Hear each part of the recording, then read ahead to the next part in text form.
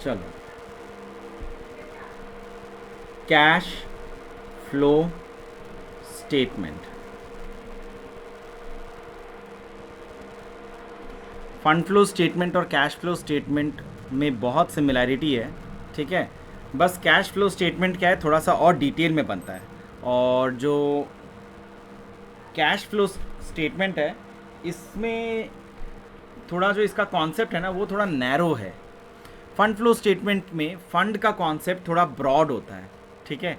Cash flow statement में एकदम narrowly हम लोग सोचते हैं कि खाली जो कैश में मूवमेंट हो रहा है ना उसी को हम लोग कंसिडर कर सकते हैं, ठीक है। जैसे हम लोग जब फंड फ्लो स्टेटमेंट कर रहे थे तो फंड फ्लो स्टेटमेंट में फंड फ्लो स्टेटमेंट में हमारा दो साइड था, ठीक है। एक था हमारा सोर्स ऑफ फंड्स, ठीक है, और दूसरा हमारा एप्लीकेशंस ऑफ फंड, है ना, एप्लीकेशन ऑफ फंड। ये दो साइड था, हम लोग ये दोनों साइड में सारे इन्फॉर्मेशन फाइंड आउट करते थे कि क्या क्या सोर्सेस है और एप्लीकेशन में क्या क्या एप्लीकेशंस है, फिर दोनों साइड हमारा मैच करता था, राइट। तो ये एकदम सिंपल टर्म में अगर देखें इस तरह से हमारा फंड फ्लो स्टेटमेंट बनता है। फंड फ्लो स्टेटमेंट को बनाने के लिए हम लोग को सबसे पहले क्या बनाना पड़ता था, हम लोग को फंड फ्लो स्टेटमेंट बनाने के लिए हमारा स्टेप वन क्या था, स्टेप वन था कि आप statement of changes in working capital बनाओ। दूसरा स्टेप था कि फंड फ्रॉम ऑपरेशन निकालो, ठीक है। Step three, other items in balance sheet उसको एनालाइज करो, है ना। जैसे लैंड एंड बिल्डिंग अगर बढ़ जाता है इसका मतलब हम लोगों ने लैंड एंड बिल्डिंग परचेज़ किया है, हाँ। जैसे इन्वेस्टमेंट अगर घट गया पिछले साल से इस साल में तो हम लोग उसको कंसिडर करते हैं कि कुछ इन्वेस्टमेंट सेल हो गया, लाइक दैट, ठीक है। सो ये करने के बाद हमारा फंड फ्लो स्टेटमेंट में इंफॉर्मेशन डालने से बन जाता है। Cash flow statement concept same, almost same है, लेकिन कैश फ्लो स्टेटमेंट को हम लोग बनाते हैं अकाउंटिंग स्टैंडर्ड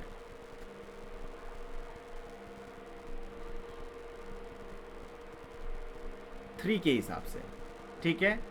अकाउंटिंग स्टैंडर्ड 3 के हिसाब से, as per accounting standard 3। Now cash flow statement में कहा जाता है कि 3 एक्टिविटीज़ होते हैं हमारे, क्या क्या। एक है operating activity,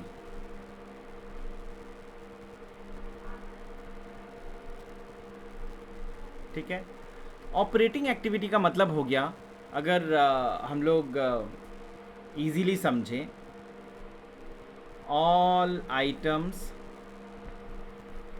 related to P and L account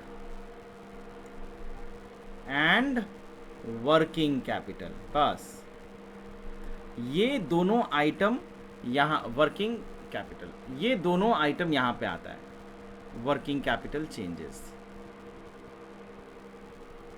इसमें हम लोग को वर्किंग कैपिटल का चेंज का स्टेटमेंट बनाने का कोई दरकार नहीं पड़ता है, ठीक है। अच्छा, दूसरा एक्टिविटी हमारा होता है यहाँ पे इन्वेस्टिंग एक्टिविटी, ठीक है। इन्वेस्टिंग एक्टिविटी का मतलब क्या है, items related to asset side of balance sheet, ठीक है। बैलेंस शीट का एसेट साइड को देखो, उसमें जो भी चेंजेस आ रहा है वो इन्वेस्टिंग एक्टिविटी से रिलेटेड है, ठीक है। अब एसेट साइड का मतलब हो गया ओनली फिक्स्ड एसेट्स इन्वेस्टमेंट्स, ठीक है, एंड इनकम्स फ्रॉम इन्वेस्टमेंट। मतलब इन्वेस्टमेंट से अगर तुमको कोई डिविडेंड वगैरह मिलता है ना, तो वो इन्वेस्टिंग एक्टिविटी का ही पार्ट है, ठीक है। इसके बाद लास्ट एक्टिविटी हमारा होता है फाइनेंसिंग एक्टिविटी।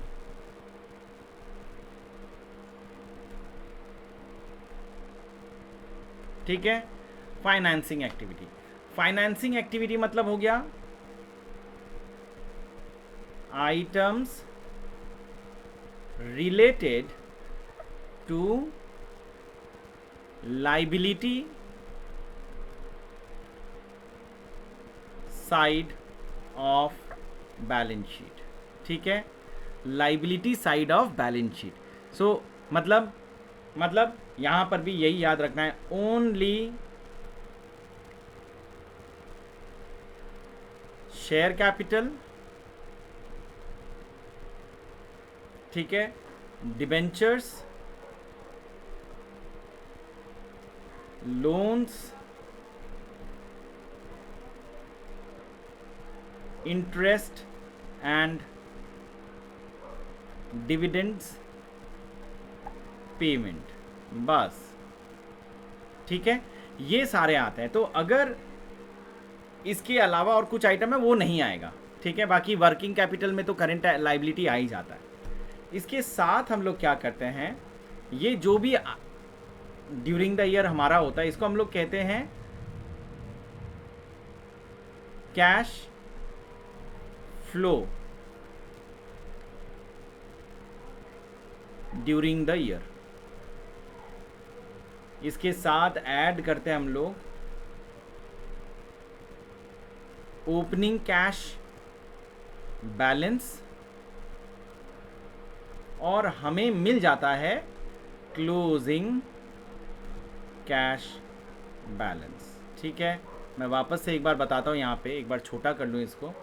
ये देखो यहाँ पे क्या है, हम लोग क्या किया यहाँ तक, अभी यहाँ तक हमारा 3 एक्टिविटी है, ठीक है। एक पहला है ऑपरेटिंग एक्टिविटी, दूसरा इन्वेस्टिंग एक्टिविटी, तीसरा फाइनेंसिंग एक्टिविटी, ठीक है। हम लोग ऑपरेटिंग एक्टिविटी का जो भी आया होगा, मतलब यहाँ पर भी सेम चीज़ है। जैसे हम लोग फंड फ्रॉम ऑपरेशन निकालने के लिए क्या करते थे, स्टार्ट करते थे from profit and loss account का नेट प्रॉफिट, ऐड करते थे आइटम्स जिसमें कैश फ्लो नहीं हो रहा लेकिन खर्चा लिखा हुआ है, लेस करते थे इनकम जो कि इनकम में लिखा हुआ है लेकिन कोई भी पैसा इनफ्लो नहीं हो रहा है। उसी तरह से हम लोग यहाँ पर भी करेंगे, सेम चीज़ करेंगे, लेकिन हमें वर्किंग नोट्स बनाने का ज़रूरत नहीं है। We are doing directly inside ये पूरा स्टेटमेंट, ठीक है। उसके साथ हम लोग वर्किंग कैपिटल का चेंजेस भी यहीं पे कर लेंगे। मतलब अगर इंक्रीज़ इन वर्किंग कैपिटल होता है और डिक्रीज़ इन वर्किंग कैपिटल होता है, तो जो भी यहाँ पे हो रहा है वो हम लोग यहाँ पे एडजस्ट कर लेंगे। मतलब अगर वर्किंग कैपिटल में इंक्रीज़ होता है तो याद रखना उसका मतलब है नेगेटिव, अगर वर्किंग कैपिटल डिक्रीज़ होता है उसका मतलब है पॉजिटिव। मतलब अगर वर्किंग कैपिटल बढ़ गया ना, इसका मतलब होता है कि हम लोगों ने पैसा इन्वेस्टमेंट किया तो हमारे पॉकेट से कैश निकल गया, इसीलिए वर्किंग कैपिटल बढ़ने का मतलब है नेगेटिव, और वर्किंग कैपिटल घटने का मतलब है कि हम लोगों ने कुछ बेच दिया है, करंट एसेट का कोई पार्ट हम लोगों ने सेल कर दिया, ठीक है। अच्छा, इसको टोटल करना है ऑपरेटिंग एक्टिविटी को, फिर उसी तरह से इन्वेस्टिंग एक्टिविटी को टोटल करो, फिर फाइनेंसिंग एक्टिविटी को टोटल करो, प्लस करो सबको, तो हमारा cash flow during the year आएगा। इसके साथ प्लस करेंगे ओपनिंग कैश बैलेंस, ठीक है, तो ये प्लस करेंगे तो इक्वल में आ जाएगा हमारा क्लोजिंग कैश बैलेंस, ठीक है। एक सम हम लोग देखते हैं यहाँ पे, हाँ, तो कॉन्सेप्ट और बेटर समझ में आएगा।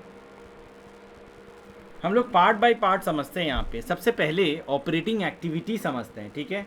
हम लोग एक एक करके करते हैं, पहले ऑपरेटिंग एक्टिविटी सीखेंगे, फिर इन्वेस्टिंग एक्टिविटी सीखेंगे, फिर फाइनेंसिंग एक्टिविटी सीखेंगे, और फिर तीनों को अप्लाई करेंगे, ठीक है। मैं एक एक छोटा छोटा जो सम है वो यहाँ पे एक बार दिखा देता हूँ।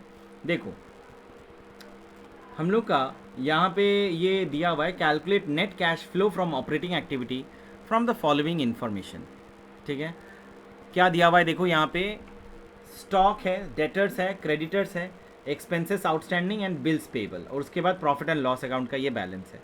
मतलब ये सारे, ये तो मेरा हो गया करंट एसेट्स और ये हो गया मेरा करंट लाइबिलिटी, ठीक है, ये मेरा हो गया करंट लाइबिलिटी। तो ये सी ए हो गया, ये सी एल हो गया। हाँ, तो मैं, और ये नेट ये प्रॉफिट एंड लॉस अकाउंट हो गया। सो 90,000 है, 90,000 को अगर तुम 80,000 से कंपेयर करते हो तो 10,000 का डिफरेंस आता है ना। तो देखो कैसे करना है। सबसे पहले ये 10,000 का जो डिफरेंस आया उसको अपने यहाँ पे लिख रहे हैं प्रॉफिट फॉर द ईयर, ठीक है। 10,000 इंक्रीज हुआ है ना, so profit for the year 10,000, ठीक है। प्रॉफिट फॉर द ईयर 10,000 ये हम लोगों ने लिखा। अब यहाँ से हम लोग एडजस्टमेंट करेंगे। अभी यहाँ इसके बाद हम लोग एडजस्टमेंट करेंगे। क्या एडजस्टमेंट करेंगे? देखो मेरा यहाँ पे स्टॉक 60,000 था, 50,000 हो गया। और मैंने कहा था करंट एसेट में, करंट एसेट इंक्रीज का मतलब वर्किंग कैपिटल इंक्रीज हो जाना, करंट एसेट डिक्रीज का मतलब वर्किंग कैपिटल डिक्रीज हो जाना। सर फैजी भी आ रहा है। तो हम लोग एक एक करके यहाँ पे अब ये करंट एसेट का भी आइटम देखेंगे। मैंने बताया, वापस से मैं बता रहा हूँ कि वर्किंग कैपिटल इंक्रीज होने का मतलब है कि मेरा जो कैश है वो नेगेटिवली इम्पैक्ट होगा। करंट एसेट जब इंक्रीज होता है वर्किंग कैपिटल इंक्रीज होता है, और वर्किंग कैपिटल इंक्रीज होने का मतलब है मैंने पैसा और इन्वेस्टमेंट किया है, मैंने और पैसा लगा दिया वर्किंग कैपिटल में, तो मेरा नेगेटिव हो जाएगा, ठीक है। और करंट लाइबिलिटी अगर इंक्रीज होता है इसका मतलब है कि मेरा वर्किंग कैपिटल डिक्रीज हो गया, मतलब मेरा पैसा बच गया, तो वो प्लस आइटम में आएगा। एक एक करके देखते हैं, समझ में आ जाएगा। जैसे स्टॉक देखो, यहाँ पे 60,000 था, 60,000 से 50,000 हो गया, तो स्टॉक मेरा रिड्यूस हो गया 10,000 से। तो स्टॉक रिड्यूस हुआ 10,000 से, इसका मतलब क्या है कि मैंने स्टॉक को सेल कर दिया 10,000 का, तो पैसा मेरे पास आया। देखो वर्किंग कैपिटल डिक्रीज किया लेकिन पैसा मेरे पास आ गया, तो वर्किंग कैपिटल डिक्रीज का मतलब मेरे पास पैसा आना, तो वो प्लस होगा। तो डिक्रीज इन स्टॉक, देखो 10,000 मेरा यहाँ पे प्लस आइटम में है, ठीक है। 10,000 ये प्लस आइटम में है, प्लस है, ठीक है। नेक्स्ट हम लोग देखो यहाँ पे देखते हैं डेटर्स। डेटर्स मेरा 25,000 है, पिछले साल 25,000 था, इस बार वो 23 हो गया, तो 2,000 से डिक्रीज़ किया। तो 2,000 से डिक्रीज़ किया तो ये भी मेरा प्लस आइटम में ही आएगा, ठीक है। तो ये देखो ये भी प्लस 2,000 हो गया मेरा, ठीक है। अच्छा, अब उसके बाद है देखो मेरा ये करंट लाइबिलिटी में पहुंच गए हम लोग। क्रेडिटर्स 32,000 था, 32,000 से 28,000 हो गया। सो क्रेडिटर्स घट जाने का मतलब है मैंने वो पेमेंट किया है, इसीलिए तो घट गया। क्रेडिटर्स अगर 32,000 था, वहाँ से अगर ये 28,000 हो गया, इसका मतलब मैंने उसको 5,000 रुपया पेमेंट किया है। तो क्रेडिटर्स घट जाने का मतलब है, या फिर करंट लाइबिलिटी घटने का मतलब है वर्किंग कैपिटल बढ़ना, और वर्किंग कैपिटल बढ़ने का मतलब है मेरा कैश में वो नेगेटिव इम्पैक्ट आएगा, ठीक है। तो क्रेडिटर्स यहाँ पे घट गया तो मेरा 5,000 यहाँ पे माइनस होगा, सॉरी 4,000 या 5,000, अमाउंट देखते हैं। यहाँ पे 32,000 था, 32,000 से 28,000 मतलब 4,000, ठीक है। सो 4,000 मैंने रीपे किया है, क्रेडिटर्स को पेमेंट किया, तो क्रेडिटर्स को मैंने पेमेंट किया 4,000, तो ये देखो यहाँ पे ये माइनस आइटम में क्रेडिटर्स आ गया, तो ये हमारा हो गया। अच्छा,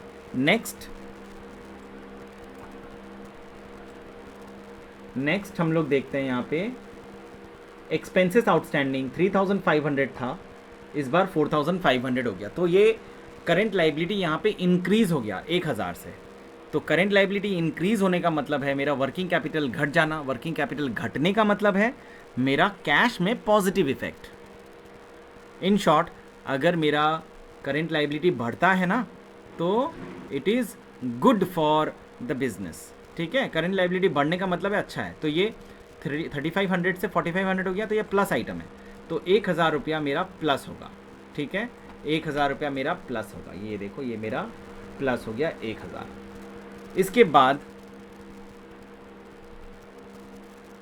बिल्स पेबल 35,000 से घट के 22,000 हो गया। 13,000 से बिल्स पेबल मेरा घट गया, इसका मतलब मैंने रीपेमेंट कर दिया उसे, 13,000 रुपये का पेमेंट हो गया, तो इसीलिए वो 13,000 यहाँ पे मेरा पेमेंट हो गया। ठीक है, सो ये मेरा नेगेटिव होगा। हम लोग क्या करेंगे, ये सबको एडजस्ट करेंगे, प्लस माइनस करो। 10,000 प्लस 2,000 माइनस 4,000 प्लस 1,000 माइनस 13,000 करेंगे तो ये 4,000 आएगा। इसको ऊपर मेरा ये प्रॉफिट एंड लॉस अमाउंट से प्लस कर दो, तो ये 6,000 जो आया ना, ये आ गया मेरा net cash flow from operating activity. ठीक है, net cash flow from operating activity.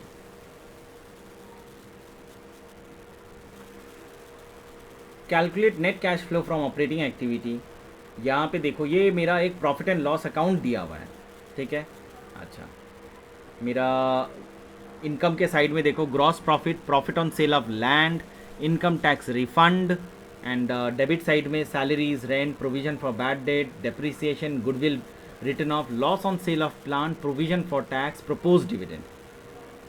हम लोग को क्या करना होता है, हम लोग अभी तक जो फंड फ्रॉम ऑपरेशन कैलकुलेट कर रहे थे उस टाइम पे हम लोग एक पीएल अकाउंट बनाते थे, राइट। पीएल अकाउंट बना के हम लोग जो जो आइटम्स जिसमें हमारा कैश आउटफ्लो नहीं हो रहा है उसे हम लोग प्लस कर देते थे या फिर डेबिट करते थे। तो मैं यहाँ पे शॉर्ट में एक चीज़ बताता हूँ, हम लोग नेट प्रॉफिट से शुरू करेंगे।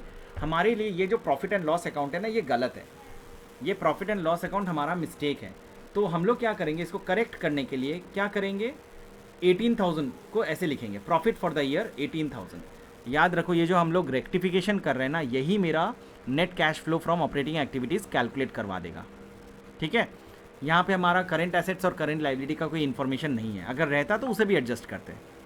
ठीक है, सो देखो क्या करना है, 18,000 ये हम लोगों ने पहले लिख दिया, इसको मैंने लिख दिया पहले। अभी मेरे को इससे एडजस्ट करना है क्या क्या आइटम्स मेरा गलत है। सैलरी मेरा करेक्ट है, रेंट करेक्ट है, प्रोविज़न फॉर बैड डेट गलत है। क्यों गलत है, क्योंकि प्रोविज़न किए हो ना, कैश किसी को पेमेंट नहीं किए हो।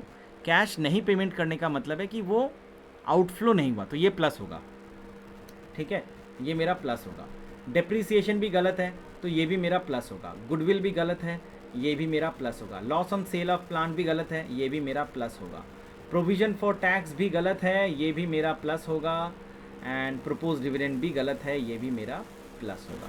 तो ये सारे आइटम्स को 2,000, 3,000, 2,500, 1,500, 6,000 एंड 7,000 ये सबको यहाँ पे लिख के प्लस कर दो।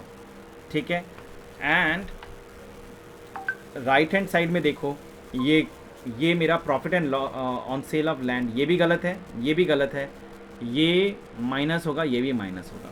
ठीक है, इन सबको प्लस करके यहाँ पे लिखो, ये प्लस होगा और माइनस में ये आइटम्स आएंगे। ठीक है, क्योंकि ये इनकम नहीं हुआ है, क्योंकि पैसा नहीं मिला हमको।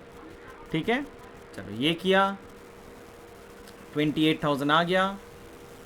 ठीक है, अच्छा एक चीज़ याद रखना है, हम लोग इनकम टैक्स रिफंड का ट्रीटमेंट थोड़ा सा अलग होता है। ठीक है, income tax refund will be shown separately, पहले इसे माइनस कर दो और फिर बाद में उसे प्लस करना। ठीक है, cash generated from operating and before working capital changes, उसके बाद ये इनकम टैक्स का जो रिफंड है ना उसे प्लस कर दो और हमारा ये net cash flow from operating activity मिल गया। याद रखो ये हम लोग ना इनडायरेक्ट मेथड करते हैं। देखो यहाँ पे नीचे डायरेक्ट मेथड लिखा हुआ है, ये हम लोग इनडायरेक्ट मेथड करते हैं। इनडायरेक्ट मेथड क्या होता है ना, इनडायरेक्ट मेथड होता है कि तुम नेट प्रॉफिट से, डायरेक्ट मेथड और इनडायरेक्ट मेथड में डिफरेंस है। हम लोग इनडायरेक्ट मेथड करते हैं जहाँ पे नेट प्रॉफिट जो है उसको लिखते हैं, इसको हम लोग यहाँ पे ऐड लेस करते हैं, मतलब एडजस्टमेंट्स करते हैं। ठीक है, एडजस्टमेंट करके हम लोग कैश फ्लो कैलकुलेट करते हैं। ठीक है, ये है इनडायरेक्ट मेथड, ये है इनडायरेक्ट मेथड। एक होता है डायरेक्ट मेथड। डायरेक्ट मेथड में क्या होता है कि तुम सेल से शुरू कर रहा है, सेल्स से शुरू कर रहा है और लेस कर रहा है only cash outflow items, only cash outflow items, और ऐड कर रहा है ओनली कैश इनफ्लो आइटम्स। ठीक है, ठीक है। तो ये डायरेक्ट मेथड जो है ये थोड़ा लेंदी होता है, इसमें we need to start from sales and फिर सारे items of expenses and income को हम लोग को एनालाइज करना पड़ता है। On the other hand indirect method में क्या है, ओनली दोज आइटम्स जिसमें कैश आउटफ्लो नहीं हो रहा है या कैश इनफ्लो नहीं हो रहा है उसे बस छांट देना है एंड वी आर डन। ठीक है, एक बड़ा सा क्वेश्चन करते हैं which involves operating activity, financing activity, investing activity. देखो बेटर समझ में आएगा। ठीक है, 11 वाला देखते हैं। 11 में देखो क्या है, from the following information prepare cash flow statement of A and company limited. ठीक है, लाइबिलिटी एसेट यहाँ पे दिया हुआ है, दो अलग अलग साल है, ओपनिंग एंड क्लोजिंग दिया हुआ है, 2011 का 1 जनवरी का एंड 31 दिसंबर का डेटा दिया हुआ है। ठीक है, अच्छा, equity share capital, preference share capital, debentures, reserves and surplus, current liabilities, fixed asset, investment, cash, current assets, other current assets, discount on issue of debentures. अच्छा, ठीक है, चलो अब यहाँ पे एडिशनल इन्फॉर्मेशन में depreciation charged on fixed asset was 81,000 and interim dividend of 15% was paid on equity shares. Additional shares were issued on 31/12/2011. Preference shares were redeemed at a premium of 15%. Fixed asset with a book value of 54,000 were sold at 33,750. Preference dividend paid during the year 32,400. Debenture interest paid 18,900। बहुत simple question है। हम लोग यहाँ पे reserves and surplus वाला जो item है ना इससे शुरू करेंगे। रिजर्व्स एंड सरप्लस में देखो डिफरेंस क्या है, 1,48,500 था और इस बार हमारा ये 3,64,500 हो गया। ये जो रिजर्व्स एंड सरप्लस है ना इसी को हम लोग प्रॉफिट एंड लॉस अकाउंट पकड़ेंगे। ठीक है, so difference between these two 3,64,500 minus 1,48,500 हमारा कितना आता है, एक बार रुको कैलकुलेटर में निकाल दूँ। तो ये 364,500 minus 148,500, so we are getting 2,16,000। तो ये मेरा नेट प्रॉफिट हो गया ड्यूरिंग द ईयर, ये नेट प्रॉफिट हो गया। अब मैं सारे गलत आइटम्स को प्लस कर दूंगा, जो भी खर्चा मेरा हुआ है उसे मैं प्लस कर दूंगा। तो सबसे पहला लाइन जो यहाँ पे लिखा हुआ है 81,000 का डेप्रिसिएशन है उसे प्लस कर दो, क्योंकि ये तो कैश निकला ही नहीं तो ये प्लस हो जाएगा। ठीक है, ये हमारा हो गया। दूसरा हमें यहाँ पे एक लेजर बनाना पड़ेगा फिक्स्ड एसेट का। ठीक है, फिक्स्ड एसेट का एक लेजर बनाना पड़ेगा। यहाँ पे देखो fixed asset with a book value of 54,000 were sold at 33,750। अच्छा, फिक्स्ड एसेट का लेजर में बनाना पड़ेगा। क्योंकि मैं कह रहा हूँ क्योंकि यहाँ पे फिक्स्ड एसेट में बहुत मूवमेंट हुआ है, एक तो डेप्रिसिएशन भी हुआ है और सेल भी हुआ है। ठीक है, फिलहाल जो इन्फॉर्मेशन है उसे हम लोग देख लेते हैं। 54,000 का एसेट को अगर आप 33,750 में सेल करते हैं तो ये clearly there is a loss. Loss कितना है, 54,000 माइनस 33,750। तो ये जो लॉस है ये एब्सोल्युटली पीएल अकाउंट में डेबिट किया ही होगा। तो loss on sale of fixed asset जो है वो तो कैश आउटफ्लो होता नहीं है, तो उसे भी हम लोग प्लस करेंगे। ठीक है, अच्छा, अब मैं एक काम करता हूँ, मैं जब फिक्स्ड एसेट को लेके डील कर ही रहा हूँ तो मैं एक बार फिक्स्ड एसेट का अकाउंट बना लेता हूँ। यहाँ पे देख लो एक बार, 6,88,500 ओपनिंग बैलेंस है, 8,37,000 क्लोजिंग बैलेंस है। यहाँ किताब में बनाया ही हुआ है। ठीक है, हमें अलग से बनाना नहीं पड़ेगा। यहाँ देखो ये ओपनिंग बैलेंस 6,88,500। ठीक है, ये रहा 6,88,500 और ये क्लोजिंग बैलेंस 8,37,000। डेप्रीसिएशन हमारा 81,000 होगा, वो हम लोगों ने क्वेश्चन में ही दिया हुआ है, एडजस्टमेंट नंबर 1। एंड लॉस मेरा सेल हो गया 33,750 है ना, हम लोगों ने बेचा और लॉस में बेचा, तो ये सारा आइटम आ गया। अब एडजस्टमेंट करो, क्लोज करो, ये इन सबको प्लस करो, 9,72,000 आएगा, ये बड़ा है, इसी को यहाँ पे लिखो। And balancing figure is 2,83,500। ये मेरा टू बैंक हो गया purchase of fixed asset.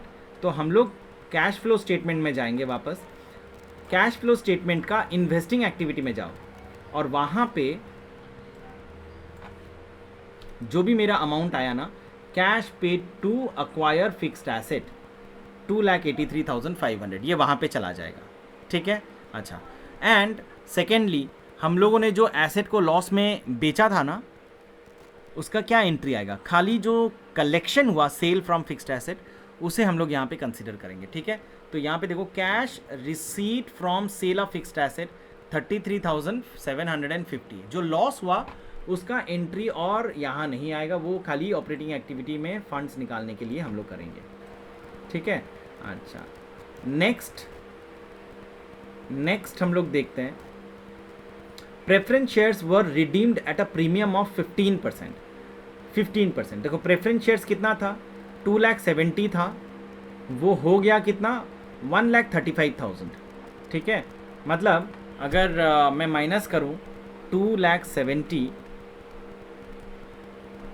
Minus 1,35,000, तो मेरे को 1,35,000 मिल रहा है। ठीक है, ये 1,35,000 जो मैंने पेमेंट किया ना अपने प्रेफरेंस शेयर होल्डर को, इनको मैं 15% एक्स्ट्रा देके पेमेंट किया। तो 15% कितना होता है? 15% निकालो 1,35,000 का, इट इज़ कमिंग टू 20,250। अब ये premium on redemption of preference shares, तो ये लॉस आइटम है, खर्चा वाला आइटम है ना, तो ये लॉस आइटम है। इसे हम लोग, ये अमाउंट जो है हम लोग का खर्चा हुआ डेफिनेटली। अब यहाँ पे एक क्वेश्चन आएगा कि तुम लोग बोल सकते हो कि ये पैसा तो एक्चुअल में हम लोग पेमेंट किया है, तो फिर इसको लेके क्यों सोच रहे हैं? लेकिन ये हमारा ऑपरेटिंग एक्टिविटी तो नहीं है ना, this is purely financing activity. ठीक है, जब अपने रिडेम्पशन किए प्रेफरेंस शेयर कैपिटल का, हम लोगों ने 1,35,000 पेमेंट किया कैपिटल के लिए, प्लस प्रीमियम के लिए हम लोगों ने पेमेंट किया 20,250। सो टोटल में हम लोगों ने पेमेंट किया कितना? 1,35,000। टोटल में हम लोगों ने पेमेंट किया 1,55,250। तो ये अमाउंट हमारा हो जाएगा फाइनेंसिंग एक्टिविटी में। ठीक है, फाइनेंसिंग एक्टिविटी में। ठीक है, ये पूरा आएगा। लेकिन हम लोग क्या करते हैं ना, ये जो प्रीमियम है, ये प्रीमियम को प्रॉफिट एंड लॉस अकाउंट में डेबिट कर देते हैं, तो ये ऑपरेटिंग एक्टिविटी का खर्चा दिख जाता है। तो ये है तो खर्चा, लेकिन ऑपरेटिंग एक्टिविटी का नहीं है, फाइनेंसिंग एक्टिविटी का है। तो हम लोग क्या करेंगे, इसे यहाँ पे ऑपरेटिंग एक्टिविटी में प्लस कर देंगे 20,250, और फाइनेंसिंग एक्टिविटी में पहुँच के 1,55,250 उसको पूरी तरह से माइनस करेंगे, क्योंकि वो पेमेंट हो रहा है। ये देखो, ठीक है, ये रहा cash paid for redemption of preference shares 1,55,250। ठीक है, अच्छा आगे देखते हैं। अब मैं पहले एडजस्टमेंट्स पढ़ लेता हूँ, उसके बाद आगे देखते हैं, अगर कुछ और रहता है तो फिर उसको उस हिसाब से करेंगे। तो हमारा ये डेप्रिसिएशन हो गया। अच्छा, नेक्स्ट हम लोगों ने ये नहीं किया, N interim dividend of 15% was paid on equity shares, additional shares were issued on 31/12/2011।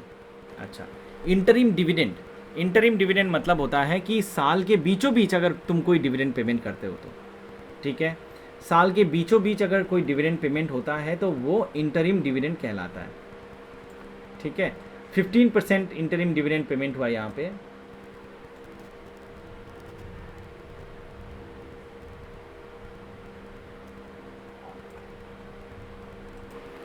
सो ये इंटरिम डिविडेंड मैंने क्या बोला कि ये हम लोग साल के बीचों बीच पेमेंट करते हैं। और यहाँ पे जब हम लोग क्वेश्चन को देख रहे हैं, क्वेश्चन में देखो यहाँ पे साफ साफ एक चीज़ बताया हुआ है कि इंटरिम डिविडेंड वॉज पेड 15% के रेट में, एडिशनल शेयर्स जो है वो इशू हुआ 31/12/2011 में। तो मतलब एकदम एंड ऑफ द ईयर में वो इशू हुआ है।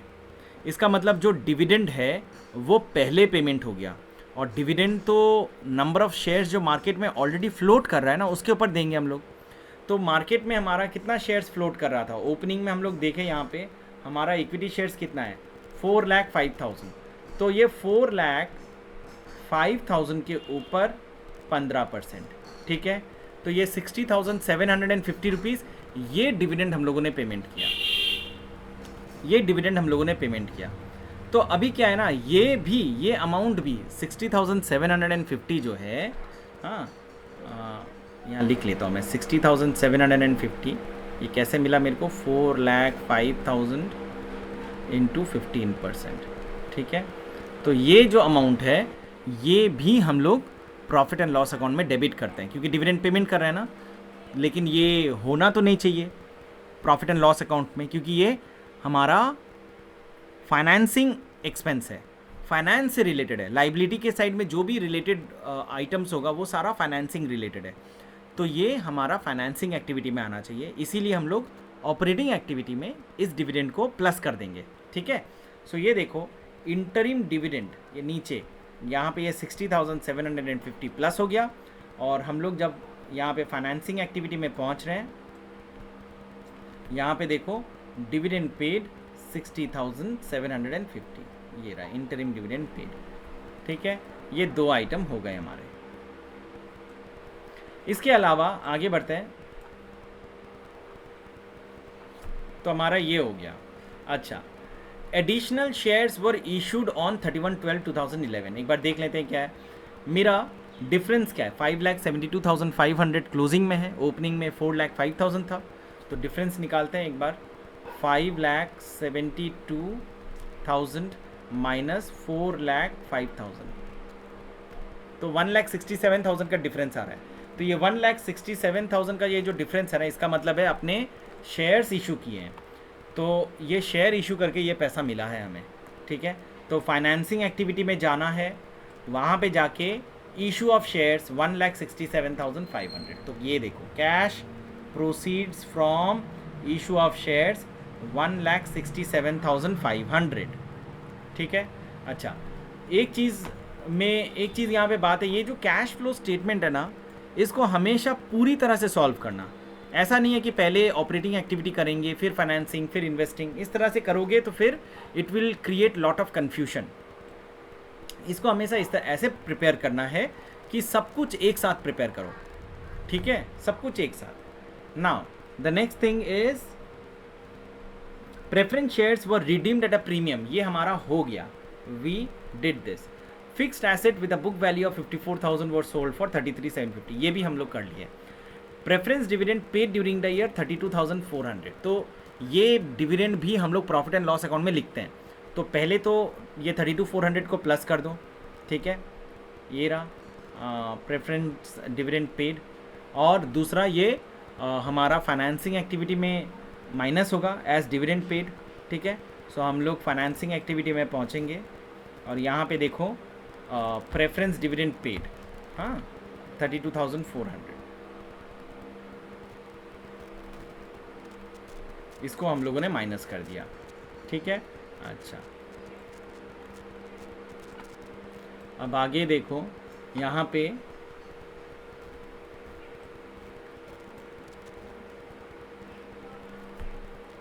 हमारा 5 नंबर एडजस्टमेंट भी हो गया। डिबेंचर इंटरेस्ट पेड 18,900, सेम चीज़ करना है। डिबेंचर इंटरेस्ट भी हमारा एक्सपेंस के तौर पे हम लोग ऑपरेटिंग पीएल अकाउंट में लिखते हैं, उसे हम लोग यहाँ पे प्लस करेंगे, एंड हम लोग फाइनेंसिंग एक्टिविटी में जाएंगे, एंड फाइनेंसिंग एक्टिविटी में पहुँच के डिबेंचर इंटरेस्ट 18,900 उसको हम लोग को माइनस करना है, ठीक है, ये हम लोगों ने कर दिया।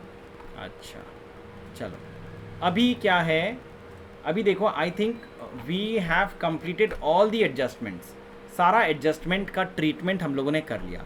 अभी हमारा काम क्या है, अब बैलेंस शीट को रिव्यू करना है। अब बैलेंस शीट को रिव्यू करना है, देखो एक एक करके हम लोग करते हैं, ठीक है। इक्विटी शेयर हम लोगों ने कर लिया, ठीक है। प्रेफरेंस शेयर्स हम लोगों ने कर लिया, ठीक है। 14% डिबेंचर्स 1,35,000 था, अभी 2,70,000 हो गया, मतलब प्रेफरेंस शेयर्स हम लोगों को और डिबेंचर्स हम लोगों को और इशू किया है, मतलब the company have issued more preference shares, तो पैसा हम लोग को और मिला है 1,35,000। तो हम लोग ये क्या करेंगे, हम लोग फाइनेंसिंग एक्टिविटी में पहुंचेंगे और वहाँ पे ये प्लस आइटम होगा, क्योंकि डिबेंचर्स बढ़ा है ना, तो पैसा आया है कंपनी के पास, तो पैसा आया है कंपनी के पास। तो ये देखो, cash proceeds from issue of debentures, cash proceeds from issue of debentures 1,35,000, ठीक है। सो ये हम लोग फाइनेंसिंग एक्टिविटी में करेंगे। नेक्स्ट, डिबेंचर्स हम लोगों ने देख लिया, रिजर्व्स एंड सरप्लस तो हम लोग कर ही रहे हैं। करंट लाइबिलिटी, करंट लाइबिलिटी में पहुंचते हैं। देखो, करंट लाइबिलिटी 1,08,000 रुपया था, 1,08,000 से बढ़ के वो 2,16,000 हो गया। मैंने बोला था करंट लाइबिलिटी बढ़ने का मतलब है वर्किंग कैपिटल घटना, और वर्किंग कैपिटल घटना is a good thing, positive item है। सो करंट लाइबिलिटी अगर बढ़ता है तो वो हमारा प्लस होगा। कितने से बढ़ा वो निकालना पड़ेगा, 2,16,000 माइनस 1,08,000, तो ये 1,08,000 से ही बड़ा है। तो हम लोग ऑपरेटिंग एक्टिविटी में ये रहा, देखो वर्किंग कैपिटल चेंजेस, यहाँ पे देखो लिखेंगे इंक्रीज इन करंट लाइबिलिटीज़ 1,08,000 मेरा प्लस आइटम है, ठीक है। अच्छा, मैं पूरा बैलेंस शीट को कवर कर रहा हूँ, हाँ, कोई स्पेसिफिक कैटेगरी नहीं देख रहा हूँ। अच्छा, मेरा फिक्स्ड एसेट कंप्लीट हो गया है, आई डिड, उसका डिप्रिसिएशन भी हो गया, परचेज भी हो गया, सेल भी हो गया, लॉस भी हो गया।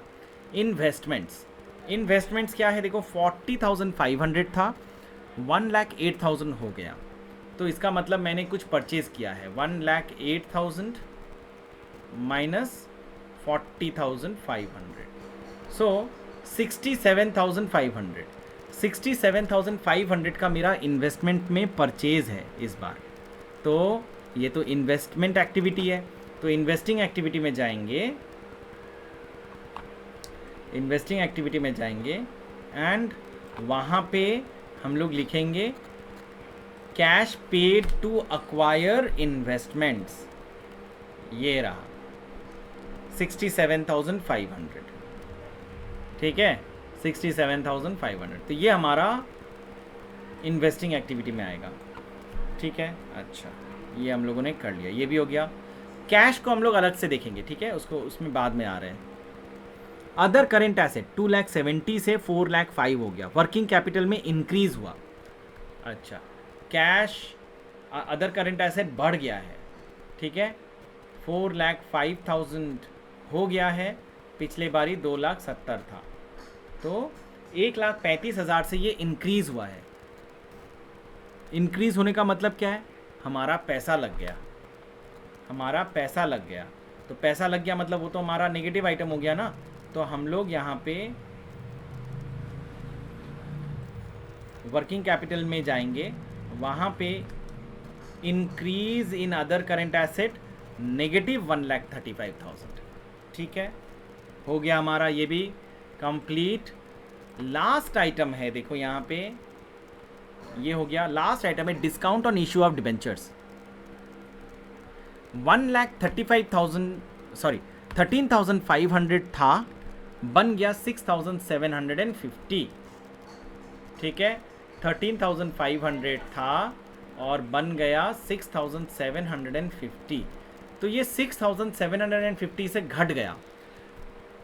Discount on issue of shares जो है ना, ये मेरा फिक्टिशियस एसेट्स है, ठीक है। फिक्टिशियस एसेट्स का मतलब क्या होता है, ये एक्चुअली लॉस आइटम है, ठीक है।